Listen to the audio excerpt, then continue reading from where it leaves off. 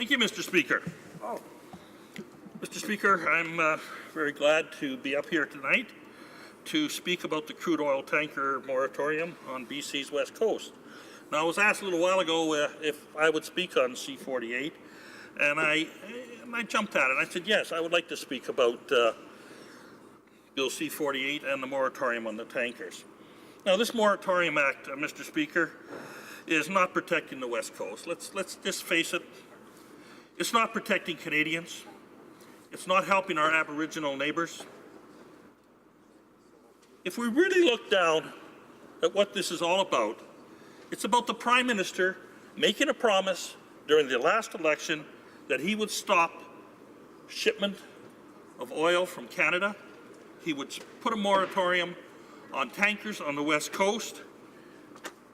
He did a mandate letter, told his Minister of Transportation, you make sure you get policy out there. 30 days later, he's come out with the C-48 to stop the movement of tankers along the west coast. Who suffers, Mr. Speaker? All Canadians. What we need is more debate, more consultation, and especially with our Aboriginal community, because they have already told us that. I want to go back a long time, Mr. Speaker. I was a young lad, about 5 years of age, and I was staying with my grandparents as my parents were living in Edmonton, and I stayed with my grandparents out on a farm in northern Alberta, a community called Two Hills. And I loved being out in the field with my grandfather. I worshiped my grandfather. And I was out there running around the field, and my grandfather was working, disking, I believe, if I remember my memory correct, and he hit a big rock and it jammed between the discs. And he stopped. So I was just a little 5-year-old, but I ran over to help. And I watched as my grandfather struggled to pull that rock from between the discs. And if anybody who's been in a farming community knows what discs are, they get pretty sharp because they're turning in the ground all the time. Well, as he yanked on it, this rock came out. His hand hit the disc on the other side, and he put a big slash in the side of his hand. And the blood gushed out. I hope you guys aren't wheezy out here. Thank you. But anyways, I said, Grandpa, look what happened. And he reached down and he grabbed the fresh black earth and he pressed it into the wound on his hand. And I looked at him, Grandpa, that's dirty, you can't do that. And he stopped and he looked at me and he stopped doing what he was doing and he sat on the hitch of the tractor and he called me over there and he put me on his knee. And he says, Jim, and he reached down and the bleeding has stopped. It had stopped. And he pulled the earth and he says, there is nothing more pure than the Mother Earth. And then he proceeded to tell me that the earth gave him the food that we ate. He proceeded to tell me that the jack pine at the end of the farm was where we got the lumber to build his house and his barn. And he told me about using common sense in only working the crop for a certain portion. And he told me about selective logging. And that morning when I was 5 years old, I remember him telling me about living off the land giving him a product that he could sell so he could, I remember his terms was to buy tobacco because he always had a cigarette in his mouth. And he'd get money from the grain he sold from the land. So he says the earth was energy. It gave us an opportunity to live, an opportunity to prosper. And I already remembered that. And I love nature. And I know I'm kind of rambling on here, Mr. Speaker. But at that time, as a 5-year-old, he told me to love nature. And I have loved nature ever since. Mr. Speaker, I was very fortunate at the last election that my party assigned me to the environment and sustainability. And I got the opportunity to learn a lot more about this great country of ours. I learned about the need to protect spaces across Canada. I learned about the HE agreement, 17% of our land mass by 2020, and 10% of our coastal waters by 2020. I do not think that they are obtainable, but they are realistic, and we need to work and strive towards that. I hear a lot from the government across from me, Mr. Speaker, about science-based. We need to rely on the scientists to tell us what to do in this great country of ours. But you know what, Mr. Speaker? In the Ukrainian language, we call our grandfather Guido. And my Guido was a very smart man. He knew everything that he needed to know to survive. He put it in a very simple, plain language. So I quite often will step aside from listening to the academics, and I will go to the people on the land. Some of the smartest people on the land that I know of are our Aboriginal neighbors, and I've spent many time going to different powwows and stuff like that, listening to the people living on the land. Pennatot Landing, for example, the Taylor Landings. These are very wise people. They've worked the land. Trappers, and other people that know the land. They spent 40, 50 years. They know about the environment. But I'm getting carried on. You know, we had Aboriginal equity partners in the pipeline project that was to go across northern BC to take oil products from Alberta, Saskatchewan, and parts of BC. And they are suffering because of this government's policy to stop a pipeline, which they couldn't stop because it met all of the environmental rules and regulations by the National Energy Board. The only way they could do it was to come out with a moratorium to stop any ships from going in there to pick it up. The Aboriginal people will tell you that they were not properly consulted. And I would just like to refer to some notes, and I believe some people may have read this before. And it's not just on the BC coast. According to the Assembly and First Nations Chief Perry Bellegarde, 500 of the 630 First Nations across Canada are open to pipelines and petroleum development on their lands. And when he was going back to the Aboriginal Equity Partnership, a specific example, 31 First Nations were equity partners and held 30% of the financial position in the Northern Gateway Pipeline project. This was before it was canceled due to the fact that it's no use having a pipeline if you can't take the ships to the pipeline and ship to worldly products. Now, communities like Prince Rupert, Terrace, Kitimat, Smithers have struggled over the years with hard economic times. They've had a hard time to prosper like other parts of Canada, especially Alberta, Saskatchewan, and the northeastern part of BC. They've seen a decline in forestry, Mr. Speaker.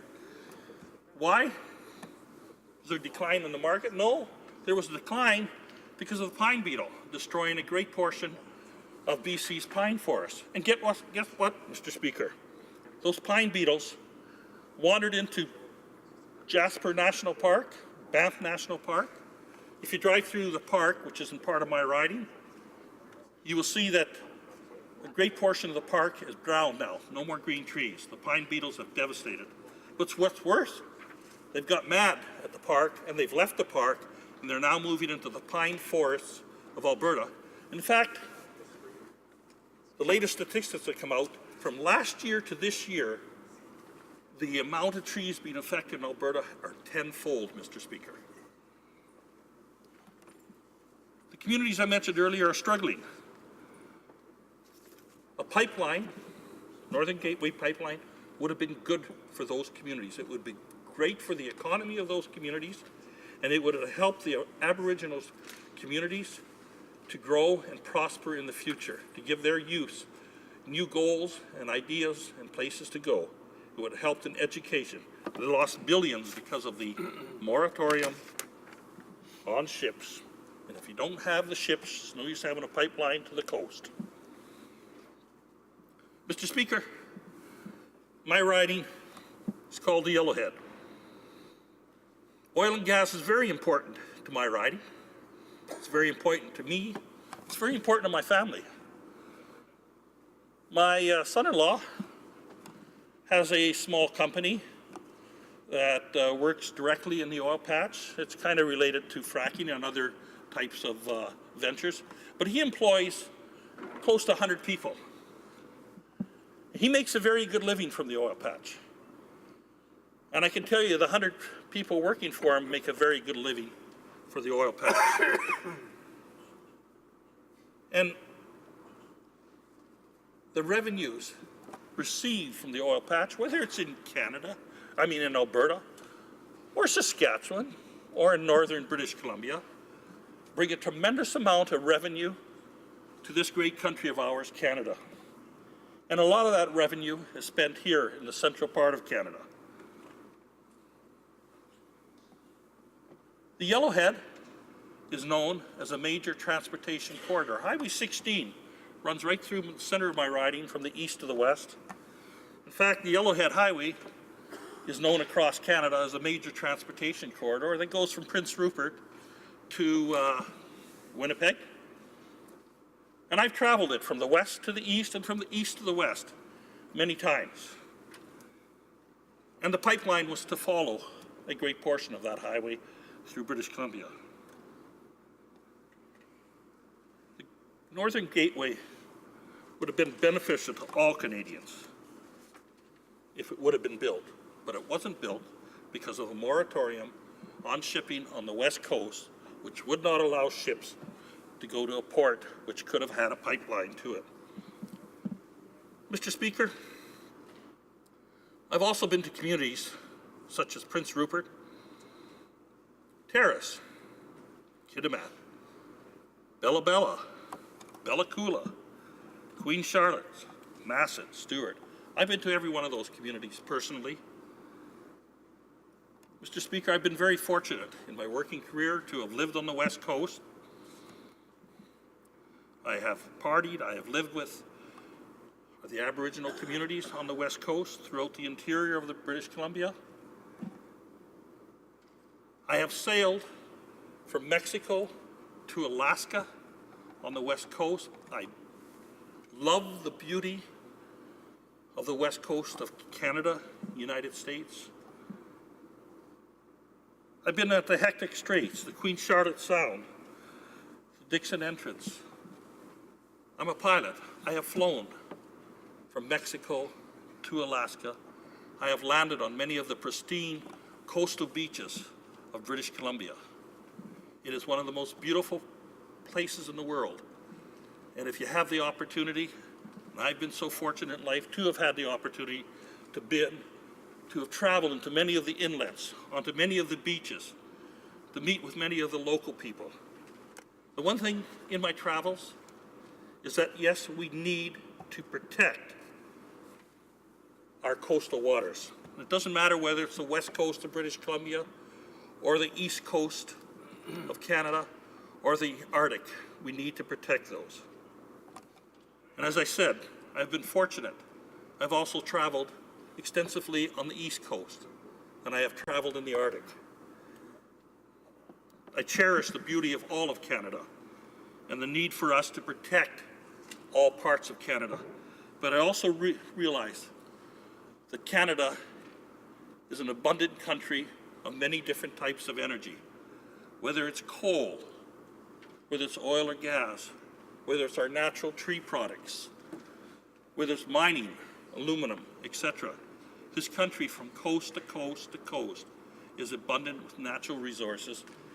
And those natural resources have been very instrumental in making Canada one of the most economically viable countries in the world and one of the best countries in the world to live, bar none.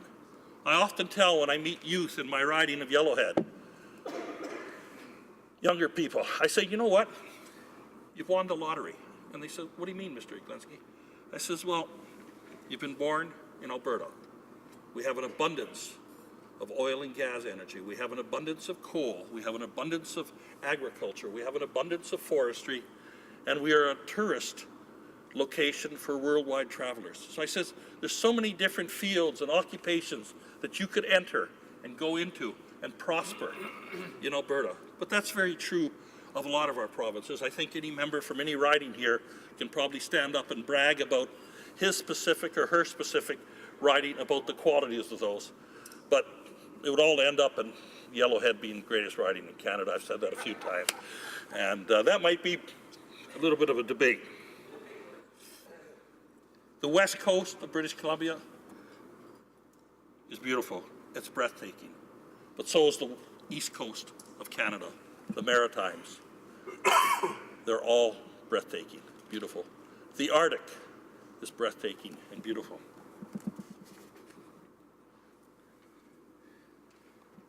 Bill C-48 putting a moratorium on shipping oil on the west coast of Canada. And we ship oil from many other destinations to Canada, where we are probably one of the few countries in the world that would not require any importing of oil to this great country of ours, because we can produce enough in-house, and that is exactly what we should be doing, Mr. Speaker. But when you have a large, diversified, great country like Canada that stretches thousands of miles from coast to coast to coast. You want me to stop in 5 minutes? Somebody said I had 20 minutes. Oh, okay, Mr. Speaker. Thank you. It makes one wonder why we have to import as much oil as we do. You know, I was astounded, Mr. Speaker. I was just looking at one of these graphs that came out recently. I think it came out of Canada's statistics, the long form. I think that's why it took a little while to get it here. It was a lot to read. But anyways, I was looking at it, and I was quite astounded to take a look at what kind of the amount of oil that we bring into this great country of ours. And I'm just going to read some off. For example, this is our daily amounts of barrel that we bring in. And this is on 2016 stats. Saudi Arabia, 86,741 barrels. Norway, 41,858 barrels. United Kingdom, 986 barrels. Colombia, 5,314 barrels. Kazakhstan, 19,200 a day. Algeria, 84,000, almost 85,000 a day. Nigeria, just about 74,000 a day. Ivory Coast, around 12,500 a day. And United States, 265,000, let's round it off, it's only 2 or 3 numbers off, from United States. That's what we import into Canada on our east coast. Now the ships come from southern United States, across the oceans, into the St. Lawrence, on the east coast of Labrador, Newfoundland, of course on our beautiful maritime provinces. But Mr. Speaker, how can we do that? It's unsafe. According to the Liberal government, it's not safe to have tankers on the west coast. But it's safe to bring in millions of barrels. In fact, $12.7 billion a year of oil on the East Coast. Why is it safer on the East Coast than it is safer on the West Coast, Mr. Speaker? I can't fathom that logic. There is just no way to fathom that logic. Well, there is a way.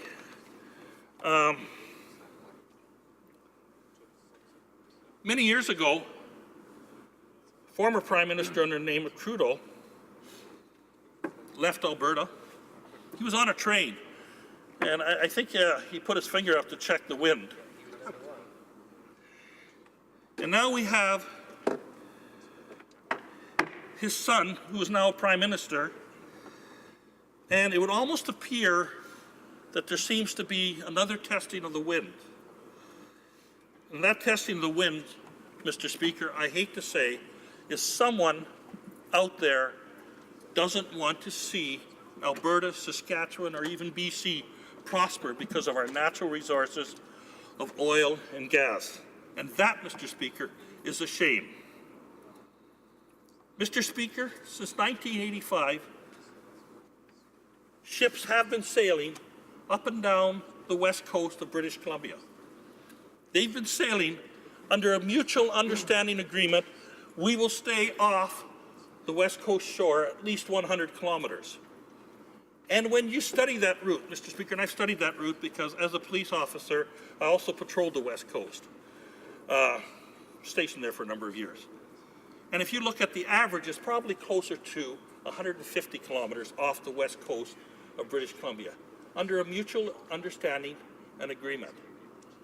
We have had no problems since the start of that agreement, and I see no need today why we need to have a moratorium to stop shipping on the west coast of British Columbia. Is my time up, Mr. Speaker? You want me to sit down? Thank you. Questions and comments? The honourable member for Yukon. Thank you, Mr. Speaker. And I'd like to thank the member for his passionate speech. I think we have a lot in common, actually. He talks about the beauty of the Arctic, of the beaches, of the sea, of the parks. I think we have a lot of common ground there. But I did have a few questions.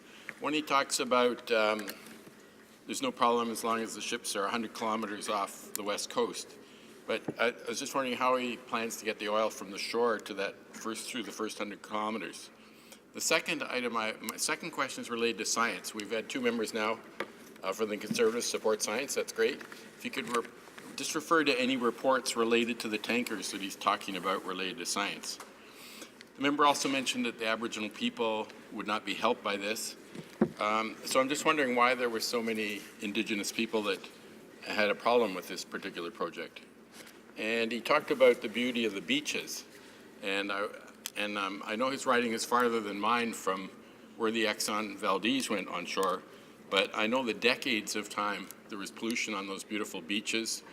And remember that the Exxon Valdez went on safer waters, more like the East Coast than the dangerous currents and waters and islands where this would occur. And finally, he talked about, I love the story about his grandfather and the farm. In fact, I learned something from that. It was great. I appreciate him telling that. But you can also farm in the sea. And his grandfather talked about the purity of the earth. And the purity of the water in the sea is a lot of good farming of indigenous species.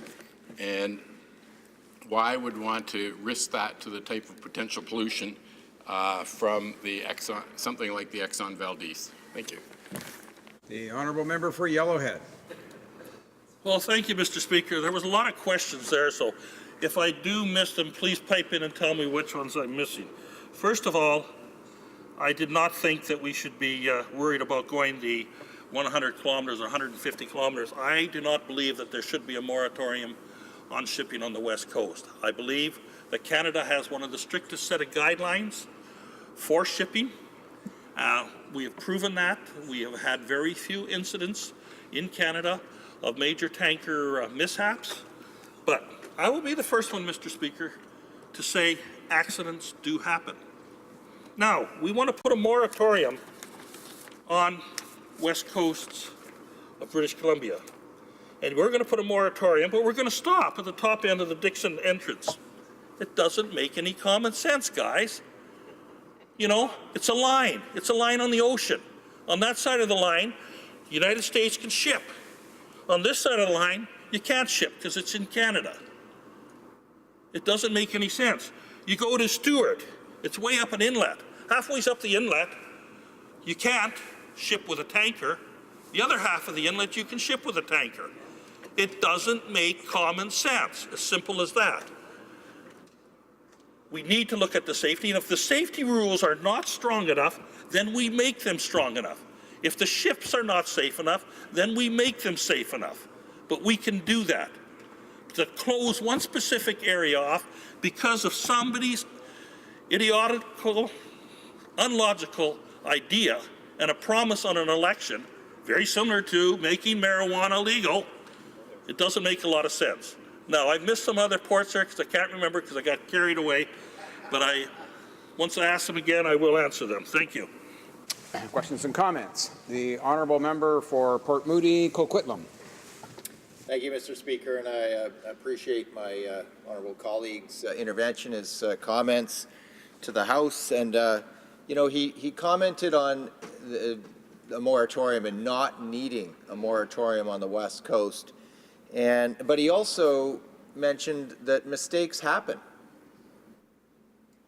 So I'm wondering how the member could square that, and I want to specifically reference where one mistake happened, and that was in Bella Bella last year. The Nathan E. Stewart, this is a relatively small spill, 110,000 liters of diesel fuel spilled into the waters off Bella Bella. Now it took, because of bad weather, it took days, weeks, almost a month before they could get to the Nathan E. Stewart and address the fuel that was coming out, the problems that were affected. Now, this affected the local nation's shellfish, fishery, and the marine environment. Now, this is a very relatively small spill when you compare globally the kinds of spills that happen in the Gulf of Mexico, or reference any other spills in the ocean. So I'm wondering if the member could comment on the impact to the business and the economy, the local economy off the West Coast, and if he could imagine what a large spill of bitumen would do to those economies. The honourable member for Yellowhead. Thank you, Mr. Speaker, and I thank the honourable member for that question. Now, I don't think we were talking about bitumen on that spill there. Now, let's just look at that. Let's take a look at Bella Bella, coastal community. How do you get the diesel fuel to Bella Bella? You have to bring it in by boat. Bella Coola now has the road, but if you go back long enough, and I remember when there was no road into Bella Coola, everything was delivered by ship. Let's take a look at the diesel fuel going to Bassett, Queen Charlotte City. We are always going to need to transport some type of fuel to coastal communities, whether it's the West Coast, whether it's the Arctic, whether it's the East Coast. Mishaps may happen, and none of us want to see those mishaps happen, but they may. But do we shut down all of our economies, all of our communities, because something may happen? Come on. This world was developed, this country of ours prospered, our provinces grew because people ventured out and did things and modernized. We do not stop progress. Thank you. Questions and comments? The honourable member for Edmonton West. Thank you, Mr. Speaker, and I thank my colleague from Edmonton Yellowhead for his wonderful speech. And yes, it truly is the most beautiful part of Canada outside of Edmonton West. And Mr. Speaker, I got a text a couple of days ago. A friend of mine was flying in through Calgary, and he was excited to comment that the Minister of Innovation and Economic Development was on the same plane going to Calgary. And I thought, oh, it's got to be a super cluster announcement. Finally, maybe Alberta's going to get some help from the government. Fortunately, we heard the Alberta Supercluster application, which is the Clean Resource Innovation Network, which was made up of think tanks, universities, provincial government, and oil and gas bodies, and a consortium got shut down for the supercluster. And I'm not sure why he would fly to Calgary to tell them they didn't get the money. Now, the Resource or Innovation Network bid was focusing on technology for reducing water usage, reclaiming developed land, monitoring and reducing methane emissions, and researching low carbon or low emissions end uses for carbon. So everything this government talks about, helping the environment, growing the economy, and yet they turn around and shut it down. Then the minister commented they shut it down because there was going to be overlap between this supercluster for agriculture and mining and construction. So apparently agriculture superclusters are going to overlap, and therefore we don't need research into clean energy in Alberta. I wonder if my colleague from Edmonton West could comment on this snub by this government, another snub of Alberta. The honourable member for Yellowhead. I'd like to thank the honourable member from West Edmonton, and West Edmonton is another beautiful part of Alberta. Thank you. The most spectacular. I was a young kid. I grew up there for a little while. You are absolutely right. Just recently, I moved from environment and sustainability to industry, science, and technology. And we were studying intellectual property. And a learned friend from Alberta was also in that committee last year. And one of the first things that I noticed when I was reading through a new report that's coming out on intellectual property was the fact that the Liberal government, and I see it quite often, I saw it in the environment report we were trying to do, they seem to think that everything can only be written and directed and driven by highly educated people. And there seems to be a strong favoritism towards the major universities. They do not seem to want to recognize the technical schools such as NAIT, such as SAIT, such as the Drayton Valley Eco Mile, which studies clean air technology.